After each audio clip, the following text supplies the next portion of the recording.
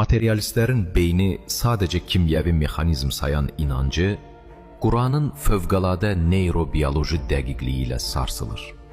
Ələq surəsinin 15-ci və 16-cı ayələrində belə bir dəhşətli ifadə var.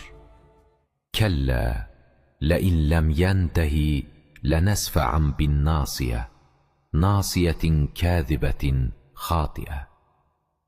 Yəni, xeyr, əgər son qoymasa onu, mütləq alnından, kəkilindən yapışıb sürükləyəcək, o yalançı, günahkar kəkilindən. Ayədəki nasiyə kəlməsi alnın ön qismi mənasını verir. 1000 illər boyu insanlar yalanın və qərar qəbul etmənin sadəcə qəlblə və ya bütövlüklə beyinlə əlaqədar olduğunu düşünürdülər.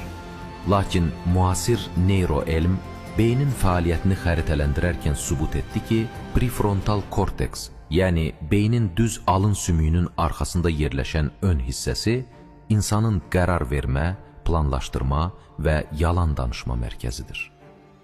Bir insan yalan danışarkən, məhz alnının arxasındakı bu neyronlar aktivləşir. Quran birbaşa insana yalancı demək əvəzinə, tam anatomik dəqiqliklə o yalançı alın ön qismi deyərək tibbin cərrahi sərhədlərini aşır.